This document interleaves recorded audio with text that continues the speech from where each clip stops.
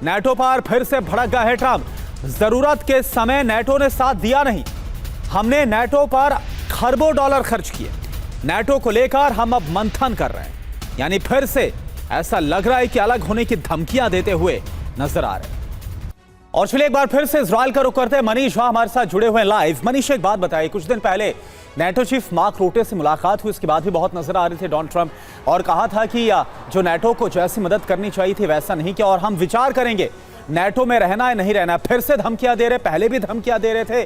तो ये क्या महज आपको कोरी धमकियां नजर आ रही, दबाव बनाने वाली, या फिर वाकई में डोनाल्ड ट्रंप गंभीर है?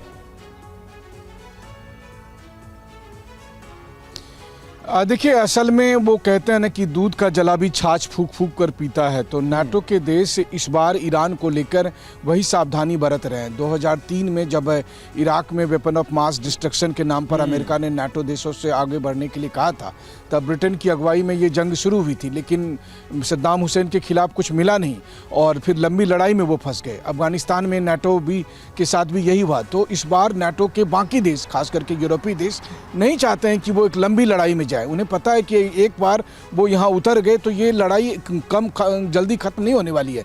ईरान के साथ सालों तक लड़ाई चलेगी, काफ़ी लोग मारे जाएंगे, बहुत नुकसान होगा।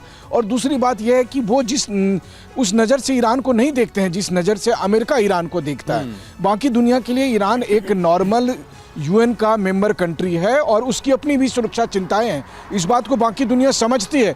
तो इसी बात से बौखलाए हुए हैं ट्रंप और वो लगातार नाटो के खिलाफ अनाप शनाप बोल रहे हैं। सबसे बड़ी बात है कि पिछले दिनों ट्रंप ने यह कह दिया था कि अफगानिस्तान में नाटो वाले आए थे और वो फ्रंट लाइन पर जाते ही नहीं थे, वो चुपचाप बैरक में पीछे बैठे रहते थे।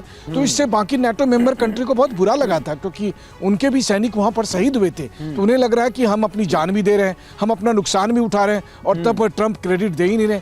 कुल मिलाकर स्थिति यह है कि ट्रंप की पॉलिसी की वजह से नाटो के मेंबर कंट्री उनसे दूर होते जा रहे हैं। और सबने मिलकर एक बार सोच लिया कि ठीक है भाई, अगर तुम इतना बड़ा दादा हो तो अकेले ही लड़के एक बार दिखा लो। और अब अकेले चूंकि ट्रंप से संभल नहीं रहा, तो वो गुस्से में, खिसियाहट में, हताशा में नाटो को गाली दिए जा रहे हैं। जी बिल्कुल। और इसी से जुड़े बयान भी सामने आ रहे हैं डोनाल्ड ट्रंप के। लौटेंगे मनीष, एक बार फिर से आपका रुख करेंगे। इजराइल बढ़ा सकता है आपातकाल की अवधि, महीने के अंत तक आपातकाल बढ़ा सकता है।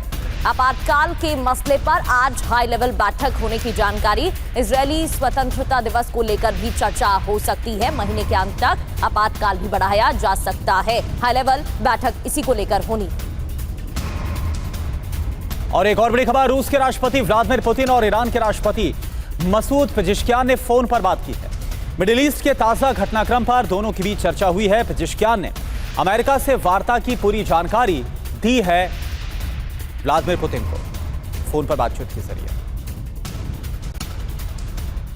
वहीं जनरल रोमन गॉफमैन मोसाद के प्रमुख नियुक्त किए गए हैं। इजरायली पीएम नेतन्याहू ने नियुक्ति की है। गॉफमैन 2 साल से नेतन्याहू के सैन्य सचिव भी रहे थे और अब मोसाद के प्रमुख नियुक्त हुए हैं। ये तस्वीर आप देख रहे हैं, इजरायली प्रधानमंत्री नेतन्याहू ने नियुक्ति की। और एक और बड़ी खबर, मिडिल ईस्ट में अमेरिकी सेनाओं की मौजूदगी और ज्यादा बढ़ा रहा है अमेरिका। एक पैट्रियट मोबाइल इंटरसेप्टर मिसाइल प्रणाली ठीक करते हुए कुछ अमेरिकी सैनिक नजर आ रहे हैं। ये देखिए आप, सेंटकॉम ने जारी की एक्शन की तस्वीरें। बढ़ता आगे, डोनाल्ड ट्रंप पोप लियो पर भड़क गए। लगता है उन्हें अपराध पसंद है, ये डोनाल्ड ट्रंप ने बयान दिया। पोप अपराध रोकने में विश्वास नहीं रखते हैं। एटम बॉम्ब का सपोर्ट करने वाला पोप ठीक नहीं है। दुनिया खत्म करने वाले हथियार चाहते हैं, ये भी डोनाल्ड ट्रंप ने अपने बयान में नाराजगी जताते हुए कहा।